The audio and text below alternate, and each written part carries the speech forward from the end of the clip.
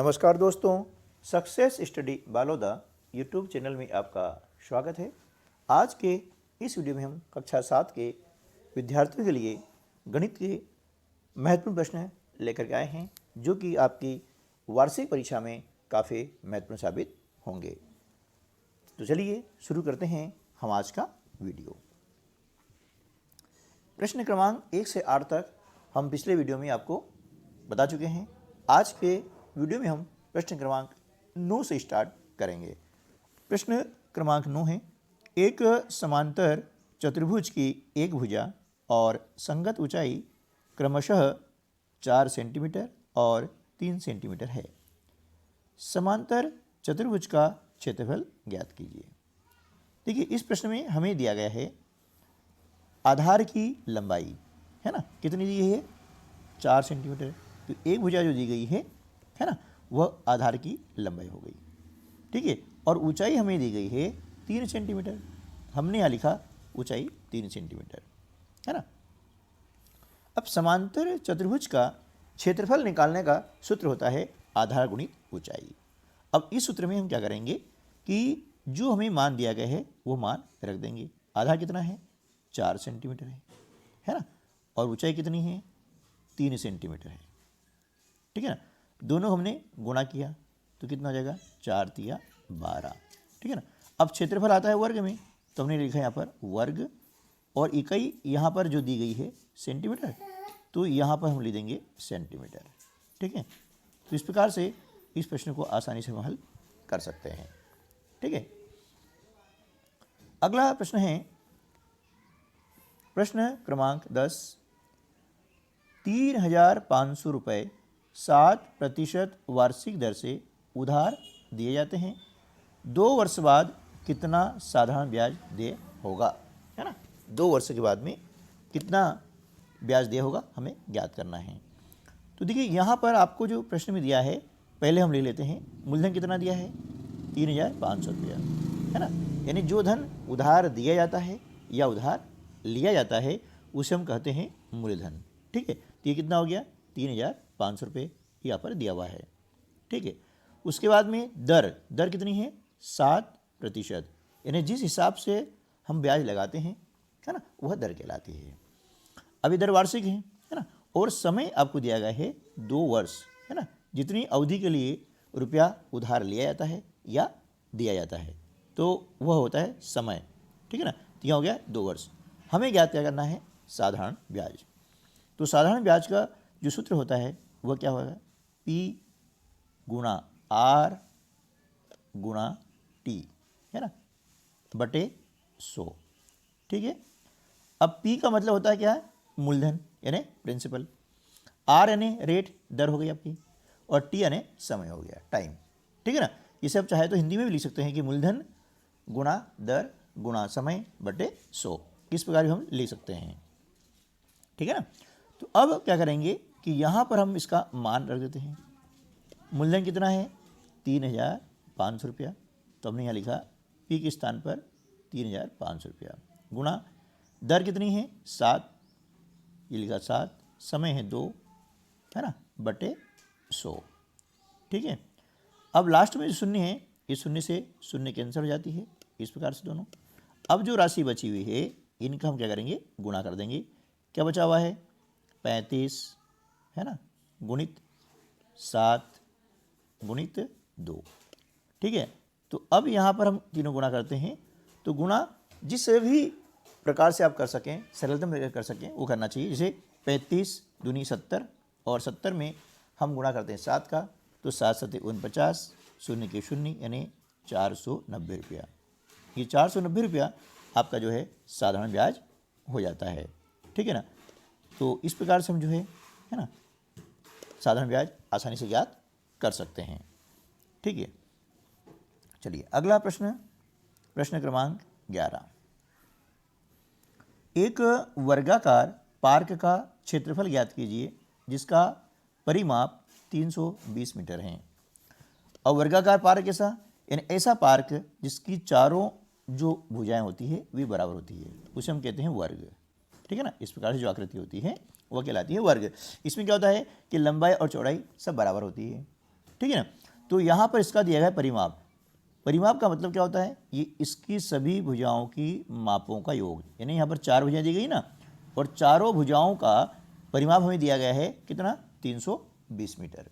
ठीक है, तो यहाँ पर हमने सूत्र लिखा हुआ है कि वर्गाकार पार्क का परिमाप बराबर 4 गुणित भुजा। ठीक है ना।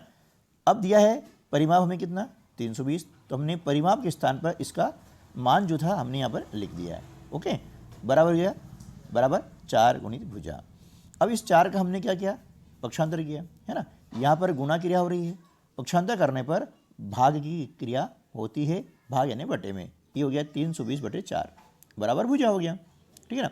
अब क्या करेंगे, 4 से हम 32 को डिवाइड करते हैं, तो 4 8 32 और 0 के 0। तो भुजा की माप कितनी हो जाएगी, 80 मीटर।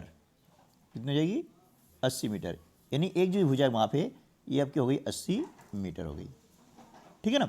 लेकिन हमें क्या ज्ञात करना है, हमें ज्ञात करना है पार्क का क्षेत्रफल।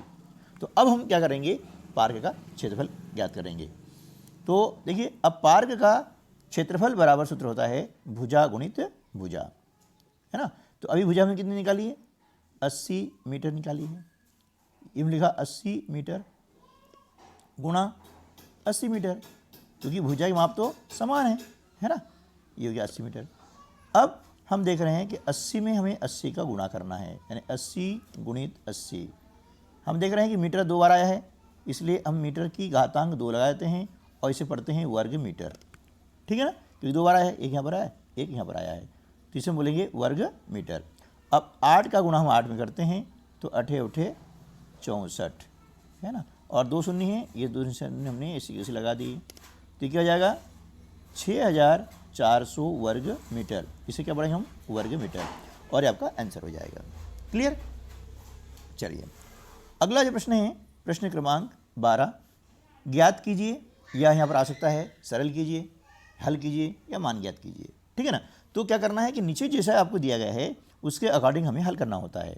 तो ये क्या है, ये परिमेय संख्याओं के गुणा है ना। तो इसमें क्या करेंगे, देखिए 2/5 गुणा, अब यहाँ पर आपको दी गई है मिश्रित भिन्न, 5 सही 1/4, है ना। तो क्या करेंगे, सबसे पहले मिश्रित भिन्न को बदलेंगे हम विषम भिन्न में। कैसे बदलेंगे, चलिए देख लेते हैं।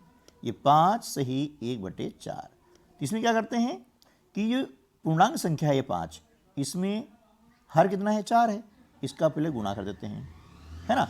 और जो अंश है ना ऊपर, इसको जोड़ देंगे, कितना हो जाएगा, और बटे जो हर है वही आ जाएगा।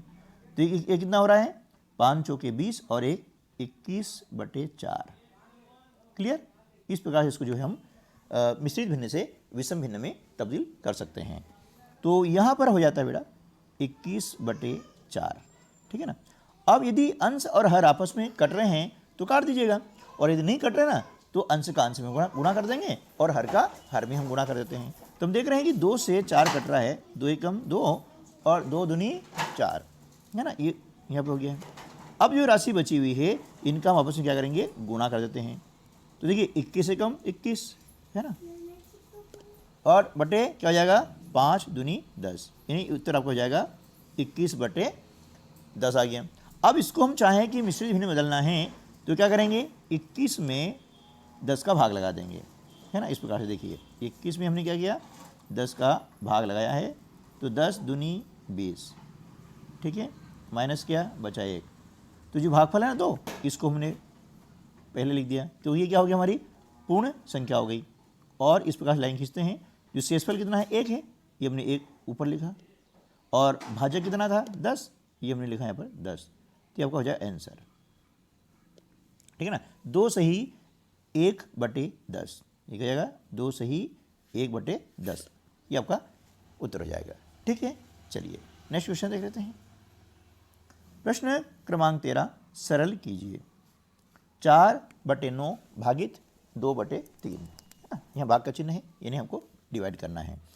तो जब भी परिमेय संख्या के हम भाग करें तो क्या करते हैं कि पहली जो परिमेय संख्या है वो हमें जस की तस लिख देनी होती है, यानी 4/9 हमने लिख दिया। और बाद वाली जो परिमेय संख्या है ना, इसका हम करते हैं गुणन प्रतिलोम। क्या करते हैं, गुणन प्रतिलोम, या इसको व्युत्क्रम भी कहते हैं और इंग्लिश में कहते हैं रेसिप्रोकल। तो 2/3 इसका व्युत्क्रम हो जाता है 3/2, तो इसके व्युत्क्रम से हम क्या करते हैं, इसका गुणा कर देते हैं इस प्रकार से। अब ऐसे ही करेंगे जैसे हम गुणा की क्रिया करते हैं, ठीक है ना। सिर्फ भाग में इतना ध्यान रखना है कि भाग के चिन्ह के बाद जो परिमेय संख्या है उसका हम कर देंगे गुणन प्रतिलोम, ठीक है ना। अब संख्या कट रही है, काट देंगे। देखिए 3 से काटा हमने, 3 एकम 3 और 3 तिया 9, 2 से 4 कट जाएगा, 2 एकम 2 और 2 दूनी 4, इस प्रकार से। अब अंश में क्या बचा है, 2 गुणा 1 है ना, ये लिखा 2 गुणा 1 बटे नीचे क्या बचा है 3 गुणा 1, ये लिख दिया हमने 3 गुणा 1। अब 2 एकम 2 बटे 3 एकम 3, ये आपको क्या हो गया, आंसर हो गया, है ना। इस प्रकार से हमको सरल तरीके से हल कर सकते हैं, ठीक है। चलिए प्रश्न क्रमांक 14 है, 10 लड़कियों की ऊंचाइयां सेंटीमीटर में मापी गई हैं और निम्नलिखित परिणाम प्राप्त हुए हैं। यहाँ देख लीजिए इस प्रकार से संख्या आपको दी गई है ना। अब इसमें करना क्या है कि आपको प्रश्न 2 भागों में हल करना है। पहला भाग अ है, उसमें आपको ज्ञात करनी है लड़कियों की माध्य ऊंचाई, ठीक है ना। तो माध्य ऊंचाई मतलब देखिए क्या करेंगे, जो आंकड़े आपको दिए गए हैं ये सारे आंकड़े, इनको हम जोड़ देंगे और इनकी संख्या गिन के बटे में लिख देंगे, मतलब हर में, और फिर भाग लगा देते हैं, है ना। इस प्रकार से हम माध्य ज्ञात कर सकते हैं। माध्य को हम समांतर माध्य भी कहते हैं, ठीक है ना, और औसत भी कहा जाता है, ठीक है ना। तो देखिए कैसे, इस प्रकार से हमने लिखा, आप देख रहे हैं कि सारी संख्या हमने लिख दी है और इनको गिन लेते हैं, 1 2 3 4 5 6 7 8 9 और 10। तो हमने क्या किया, यहाँ पर 10 लिख दिया, है ना, ये लिखा है बटे 10। अब इन सबको हमने जोड़ा तो जोड़ कितना आया, 1401 बटे 10। अब 1401 में 10 का हम भाग लगाते हैं तो भागफल आता है कितना, 140.1। अब यहाँ दिया है सेंटीमीटर में ऊंचाई, तो यहाँ पर हम ले देंगे सेंटीमीटर, ये हमारा हो जाएगा माध्य, है ना। आसान, बहुत आसान तरीका है, ठीक है। अब हमें क्या करना है, आंकड़ों का परिसर। अब आंकड़ों का परिसर ज्ञात करने के लिए क्या करेंगे कि सबसे पहले, है ना, इन आंकड़ों का करता हूँ आरोही क्रम में जमा लेते हैं, ठीक है ना। और फिर क्या करेंगे, सबसे बड़ा जो संख्या है या सबसे बड़ा जो आंकड़ा है उसमें से सबसे छोटे आंकड़े को हम माइनस कर देंगे, घटा देंगे, ठीक है ना। तो जो अंतर आता है ना वही आंकड़ों का परिसर कहलाता है। तो हम देख रहे हैं कि यहाँ पर सबसे बड़ी संख्या है, मुझे दिखाई दे रही है 151, क्लियर, देख लीजिएगा। और सबसे जो छोटी संख्या है ना वह है 128 है, ठीक है ना, क्लियर हो गया ना। सबसे बड़ी संख्या क्या है, 151 है और सबसे छोटी संख्या है 128।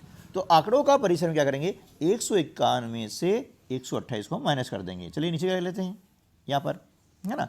तो आंकड़ों का जो परिसर है ना, उसे हम ज्ञात करने के लिए क्या करेंगे, है ना, सबसे जो बड़ा हमारा आंकड़ा है उसमें से हम जो इसको माइनस कर देंगे। ये इसका आंसर यहाँ पे फिर समझ ली जाते हैं ताकि आपको याद रहेगा इसका आंसर क्या था, है ना।